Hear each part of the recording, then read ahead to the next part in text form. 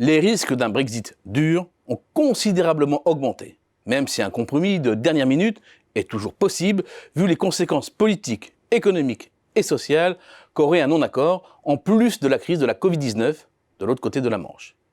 Il faut dire que parmi les grandes économies européennes, l'économie britannique est la plus durement impactée par les conséquences de la pandémie, avec au troisième trimestre un niveau de PIB inférieur de près de 10% à celui de la fin 2019. Seule l'Espagne connaît en Europe un décrochage du même ordre. En outre, la dynamique de croissance a commencé à flancher durant l'été, et le mois de septembre s'est terminé sur une quasi-stagnation du PIB, alors que la fin d'année s'annonce mauvaise en raison du reconfinement. Une comparaison avec la crise financière de 2008-2009 donne une illustration de la profondeur de la crise. Malgré le rebond du PIB au troisième trimestre, son niveau reste inférieur à 2% environ au creux atteint lors de la crise de 2008-2009. Dans un pays où le marché du travail réagit au moindre soubresaut de la conjoncture, les destructions d'emplois ont été en partie contenues par les mesures de soutien. Mais les digues commencent à céder sous la violence du choc. 566 000 emplois ont été détruits de février à août. Mais le mouvement semble s'emballer depuis l'été. Les licenciements ont ainsi brutalement accéléré en août dernier pour atteindre le niveau record de 314 000, effaçant l'ancien pic historique de mars 2009. Le coup est rude sur les revenus, d'autant plus qu'il faut y ajouter la baisse de la rémunération des indépendants, très nombreux au Royaume-Uni, malgré l'allocation attribuée pour amortir le choc, sans même parler du million de personnes en contrat 0 heure dont le revenu s'évapore tout en restant officiellement en emploi. À la mi-2020, le revenu disponible des ménages avait ainsi décroché de 6% par rapport à la fin 2019, contre 2,4% en moyenne pour la zone euro. L'impact de cette baisse est d'autant plus rude sur les dépenses des ménages que les Britanniques font partie des plus endettés d'Europe. À plus de 126% de leurs revenus, cela les place bien au-dessus de la majorité des pays européens. En cause, l'immobilier, mais pas seulement.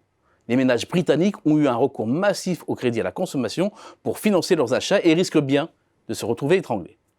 Les Britanniques sont donc au régime sec. Conséquence, la consommation, moteur traditionnel de l'économie anglaise, est totalement grippée. Les dépenses des ménages étaient ainsi inférieures au troisième trimestre de près de 13% à leur niveau de la fin 2019, contre à peine plus de 2% en France par exemple. Ce n'est évidemment pas sans conséquence sur la distribution, une distribution en pleine déconfiture. Marks & Spencer a annoncé son intention de fermer un établissement sur 2 d'ici 2022. La chaîne de grands magasins House of Fraser va réduire son parc de 59 à 28 unités. Le géant Into, propriétaire de 17 centres commerciaux, a déposé le bilan. Les exemples se multiplient. La crise exacerbe aussi certaines faiblesses structurelles du pays, notamment certains de ses déséquilibres. D'abord, de ses comptes extérieurs. La balance courante est copieusement déficitaire en raison du gouffre structurel de la balance des biens, encore près de 6% du PIB en 2019.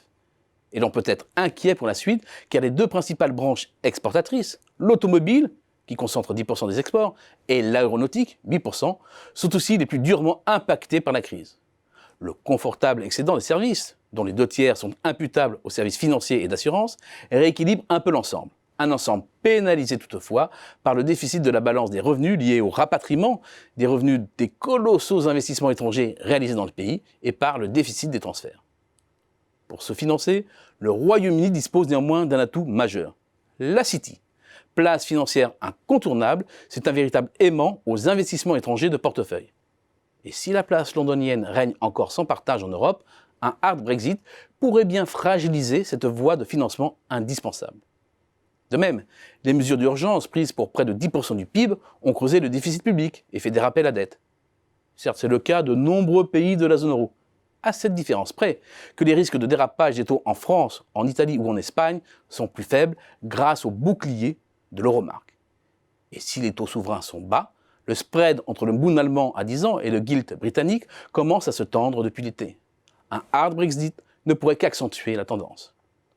Après une année 2020 catastrophique, l'économie britannique pourrait de nouveau trébucher en 2021 en cas d'un Brexit sans accord et remettre au goût du jour l'expression « tomber de Caribe » en style là.